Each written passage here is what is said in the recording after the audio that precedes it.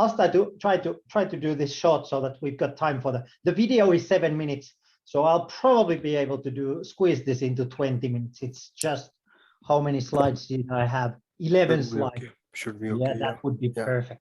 Let me share the screen again. So good. The topic of our paper is how to enhance the sharing of cyber incident information via fine-grained access control. And it's done in the Sequoia project funded by the Horizon 2020 Research and Innovation Program.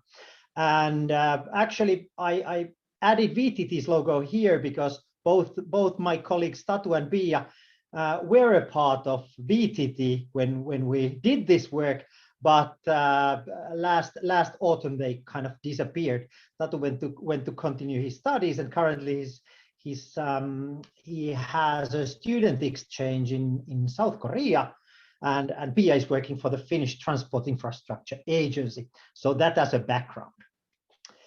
So the background and motivation for our paper. So the decentralization of manufacturing and of course has resulted into a drastic increase of information exchange.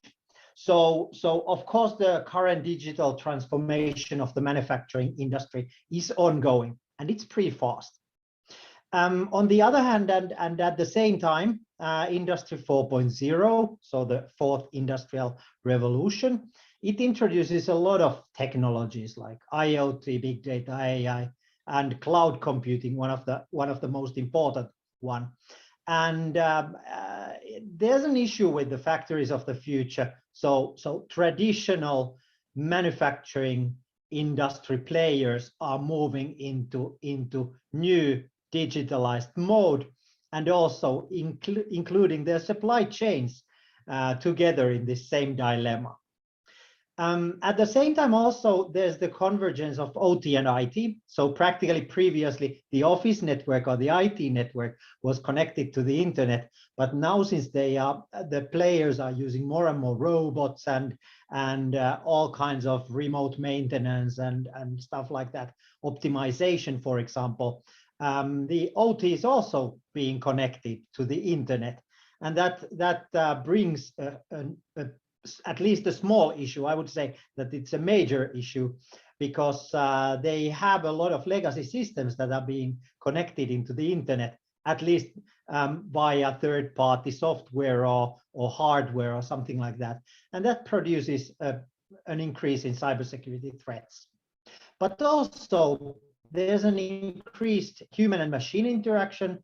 And I could also say that there's also a machine-to-machine interaction these days. So why use the human as the middleman when the computers can communicate between themselves in a much faster phase? And also there's no reliability issue when there's no human mixing and interrupting. But the question is, what was also our kind of motivation? So is the transformation too speed? The transformation speed, is it too fast for the factory of the future? Because generally, cybersecurity requires some kind of understanding of the environment and devices and humans and all the other stakeholders, so that we can figure out the threats and also the risks that face the factory. Also, let's say that the cybersecurity strategy of companies might be in a bad condition, so that also requires an update very often. In any case, cybersecurity is generally about learning from attacks and sharing the knowledge between other players. So we've got an issue. We would like to share. It would be really good to share some information about attacks and other kind of malware that we faced or phishing attempts. But the issue is that how can we share the information and still retain a specific level of confidentiality, especially when we are talking to totally outsiders. So it's okay if we're talking within the company or within the government agencies or for example, CERT or something like that. But the information would be really valuable also to other players within the same industry and also beyond the individual industries. So the objective of the article was to showcase a proof of concept service for fine-grained cyber incident information sharing. And we had the following research questions. So practically, how can we enhance incident information sharing between organizations, and let's say that also within the organization, because the incident data seems to generally be very confidential information held and maintained and updated by the IT personnel or the cybersecurity personnel, when actually it would be useful and beneficial for others also. The second research question, it was more of a kind of supporting one. So how should we modify the IODF? So I've got the definition there. So it's the standard format for incident reporting, so that it enables encryption and decryption of data. And also the last but not least research question, so how to request and enable the sharing of sensitive information in the cyber incident dashboard service. Good.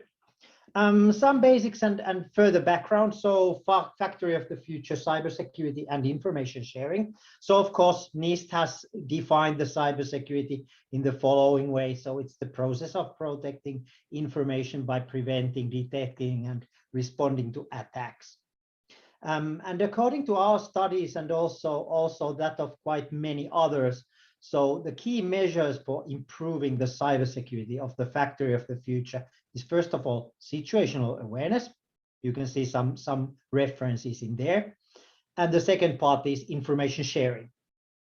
And of course, without information sharing, with information sharing, you have better situational awareness. And of course, better situational awareness means that you've got more information to share. And currently the CERT and especially the CCERT actors, along with secure operations centers of each organization, they have a really big conflict of interest with the previous two. So practically, while you can share the incident information, and by doing that, you could help others prevent any cyber attacks, or actually, yeah, the same cyber attacks that would be targeted to them. On the other hand, and especially if you've got some legacy systems, you most likely give too much information. For example, software versions or other individual things like which is too much information. So practically, there's the issue that incident information may reveal other vulnerabilities about the system, and that could of course lead to another attack or an even greater attack, or someone else attacking you. So there's a big dilemma and a conflict of interest, especially because at least in Finland, but also with most other countries, so practically CERT and CCERT actors, I'm mentioning both because in Finland, we haven't got that many CCERTs, but instead the National Cybersecurity Center, which is also the host of the CERT activity, is taking care of that. But I know for a fact that many other countries have a different setting. So practically, they've got these sectoral CCERTs, and therefore they are able to share the information with a bit smaller group. Also, a network of information sharing and analysis centers have been established to kind of solve this situation. So practically, if you work in the energy sector, you get most of the kind of cyber intel, cybersecurity intel and situational awareness information from other players. But then on the other hand, there's the problem that you cannot share between the different networks, or the information sharing is rather limited. So this doesn't necessarily solve all the issues, but it helps sharing the information. So I was mentioning the IODEF. So practically, incident reports use the incident object description exchange format, which is defined in an RFC from the year 2016 is the latest date, is used for structured information sharing. And you can see actually the main fields of the IODEF format in there, along with the descriptions. And then there's also the necessary information. So this was what we based our proof of concept with. So what we did was that we defined or enhanced the IODEF documents, which are standard XML documents. So practically they were enhanced with a specific fine-grained access control tag, which defined the access rights to an individual field data based on that information. So practically I had an fgac tag for each of these lines, each of these rows. And then if I wanted to, for example, deny access from myself to alternative ID, which is totally ridiculous, but still it's an individual field, I could do it by defining an fgac tag that I'm not allowed to view this information. I've also got, you'll probably understand this better if you didn't understand the details yet. So the proof of concept was an incident manager dashboard. It's a web application for viewing incident information that is stored in an external cloud repository. So practically we didn't have real IODEF data because we're a research organization. Okay, but we had some, but we wanted more. So practically we were working with our other project partner, Systrade from Portugal, who created an event generator. So, and the only purpose of the event generator was to generate IODEF structured data for use by our service. And also what the incident manager dashboard also did was it enabled us to see different incident reports and their individual IODEF field content. And there's an example. So there's person called Ricardo Martins has been logged in, and he can see 6 different incidents. You can see more details on the paper, but I put in the most important ones. So practically there are other fields that are visible for him. And in this case, Ricardo is a full access member. So practically he doesn't have any restrictions. On the other hand, if we want to restrict access, we've got Tatu, my former colleague from VTT and the co-author of the paper. So Tatu had restricted access to the system. So practically, if the fgac tag, fine-grained access control tag, doesn't grant access to the user, to a specific user for a specific field, it is encrypted by default. And in this slide, you can see the screenshot. So practically the alternative ID, the assessment, and the contact fields are kind of restricted. So it says you're not authorized for this information, just because we didn't want to show the encrypted data in there. So it was easier to do it in a nice way so that it just shows you a warning text. In addition, we also developed a functionality to request access to the encrypted data from the owner using the request key button. And you can see the buttons are below each of these restricted access fields. So practically, the fgac tag demonstrated the fine-grained access control functionality so that we can actually limit access to individual fields, so really small pieces of data. And then the possibility to request access to encrypted data, the request key button, that demonstrates the control of the data owner at individual field level. And I'm going into that, so I won't explain it further. I've got the next slide talking about the granting the access. So practically, when you're Tatu in this case, in the screenshot, he has clicked on the request key button. The purpose of the request key button is to send the data owner a request for granting access. And in this case, of course, the automatic external event generator was the kind of data owner. So we didn't want to make it too hard. So practically, when we press the request key button, we receive the decryption key immediately from the event generator. That wasn't, we didn't want to make things too difficult because we were focusing on the sharing of data and also the kind of visualization parts. So we didn't want to make the process too complicated. But I've got as next steps, I've got the proposition of, what could you do to tell the owner why I need the access and these kinds of things. So practically, when you press the request key, it would send the owner the kind of request to access the data. So the owner validates it, and then if he or she approves it, then the system automatically kind of sends the decryption key to the incident manager dashboard, and that enables decrypting the field contents, and then you can see the data what is in there. So for example, I think we had the assessment there. So practically Ricardo could see the assessment, but Tatu couldn't see it automatically. So after pressing the decrypt field key, he could see the same data as Ricardo.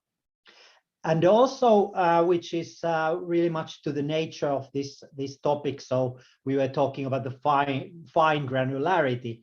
So access is also requested and granted separately for each field. So practically, if you've got a legacy system and you think that, yeah, this and this information is restricted, it's confidential as the data owner, but then there comes the researcher who has a really good justification for requesting access to the data, then the owner can actually grant access to individual fields. But if the owner thinks that it's too bad, it's too confidential, even for the researcher, then in that case, of course, they can select not to grant access. But that's pretty much the thing. And now is actually, because I've got the discussion and future work part, I could actually show the video quickly, and then I've got 2 more slides. So let me find the video, and that's about 7 minutes. There you go. My name is Tatu and welcome to the European Union project Sequoia. This is the presentation for task 5.3, visualizing incident data in a fine-grained manner. Information sharing is seen as a key element to support vulnerability, threat, and incident management, and thus helping organizations prevent cyber attacks. However, it is greatly based on trust, which is also seen as the most significant barrier to organizational information sharing. In this work, we have focused on boosting the trust in incident information sharing by using fine-grained access control. The aim is to reveal only pre-allowed pieces of incident data to different users or groups. For example, an automotive factory that has been attacked may allow that all incident information can be shared with their corresponding SOC operator, but other SOC operators see only some fields. The factory may also allow sharing the incident details to other automotive factories in Europe, which might be targets to similar attacks, but they allow sharing only the very basic details to the other European factory operators. By revealing too much information, it might be possible to count 1 + 1 and, for example, figure out what was the targeted organization. Thus, using the fine-grained access control, we try to create a proof of concept of a system that would boost sharing of incident information in a trustable manner. The Incident Object Description Exchange format is a data format which is used to describe cybersecurity incident information for exchange between computer security incident response teams. It is used in this demonstration of fine-grained access control in incident management. The IODEF-Format has the following main fields you can see in the picture.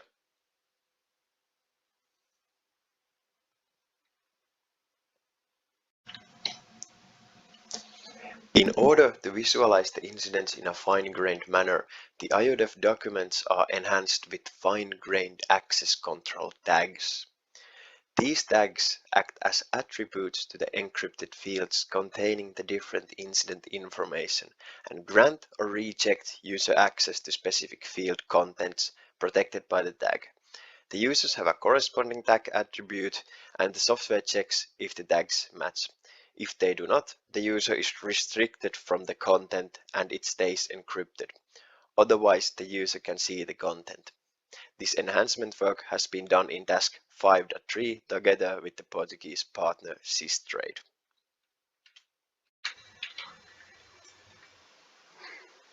This is the incident management dashboard used for the different users to view the incident shared with them. Here you can log in as different users. Due to demonstration purposes, the dashboard displays multiple users in one view, but in the actual dashboard, users are logged in and can only see their own view. If we log in as myself, for example, we can see that currently there are no incidents, but I can fetch them from the event generator made by Systrade. Now you can see the randomly generated incidents that have been shared with the active user here on the left. The dashboard works fully dynamically with the event generator and nothing is hard-coded. So I'm currently logged in as myself, and if we view, for example, incident 1, we can see that there are fields which are encrypted for me. This is the fine-grained access control tag in action. Sometimes there might be a need for accessing some user-restricted content though. This is for instance due to a similar incident happening in the user's organization. In this case, the user identifies the event from existing incident reports and requests for additional data from the incident data owner. This aforementioned need is solved in this proof of concept by using the request key button or functionality shown here. I can simply request a key from the owner of the incident data to gain access to the encrypted information. First, I will demonstrate the fine-grained access control by logging in as a different user. In this case, the different user is Jarno. Now, let's pick the same incident we had before, incident 1 with the same incident ID. Here we can see that Jarno has access to the information which was encrypted for the earlier user. This is because the current user Jarno has a matching fine-grained access control attribute and the earlier user, myself, did not. The restricted content is being decrypted automatically for the current user as it was being automatically encrypted for the earlier user. If we now log in back as myself and pick the same incident once again, we can see the key request and decryption in action.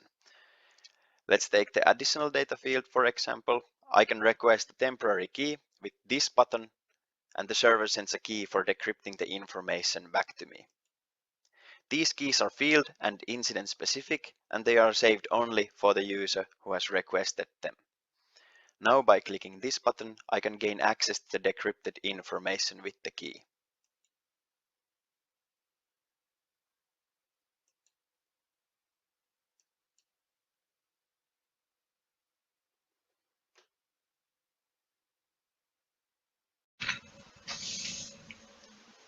This video showed a proof of concept for fine-grained access control with the focus on visualizing cybersecurity incident data that is shared between different stakeholders and stakeholder groups. We foresee that this concept can be applied also to other structured data to the similar confidentiality needs. Since that research is beyond the current project, the topic will be studied perhaps in another research project. This research and development work has been done in the Sequoia project that has been funded by the Horizon 2020 program. Good. And then I've got 2 more slides. Let me show them. It's here. I think I had the presentation also somewhere there. So good. 2 more slides. Yeah, so I apologize a bit. I was talking about pretty much about the same things, but since I wasn't sure whether I'm able to present the video, I had them here anyway. But you got it like even better, an even better description made by Tatu, who actually did the development and the coding for the incident manager. So we others were just doing the research and guiding him during his summer training period. So yeah, shortly about the discussion and future work.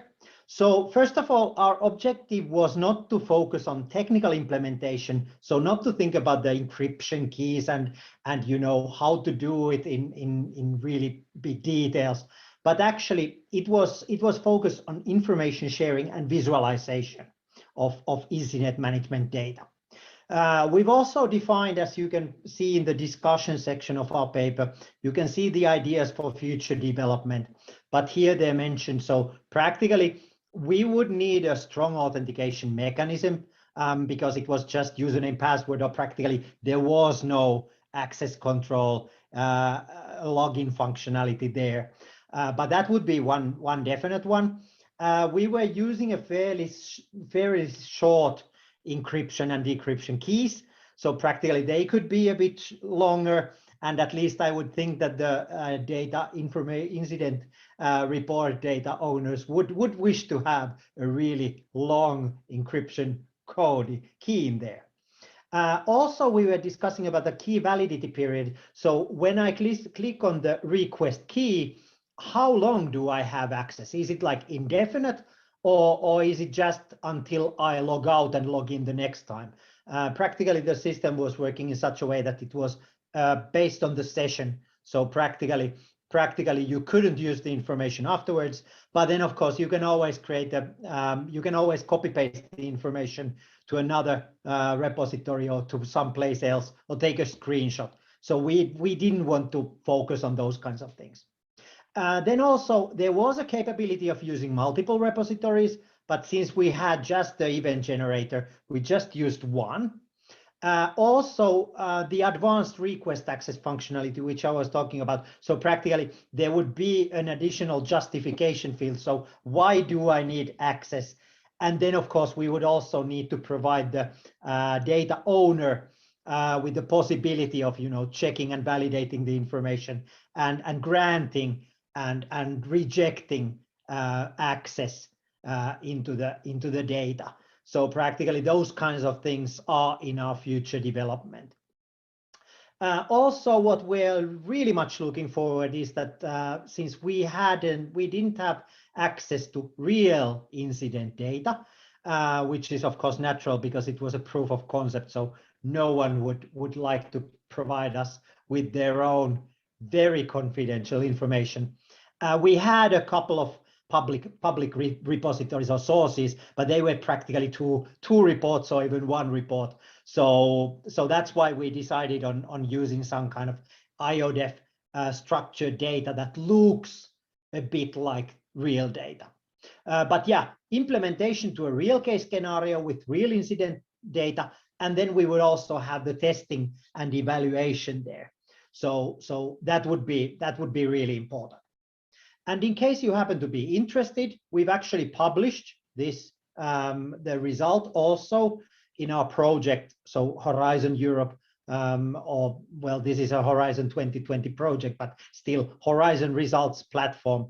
There's an actually request if you're interested in spending or investing some 500,000 or let's say 1 million. Then we can complete all these things. But yeah, you'll get the information. I'll provide. I'm assuming that we're providing the slides, but in other case, I can also provide it some other way. Just send a message to me, and I can send the link to you, or I can also put it to the chat after my presentation.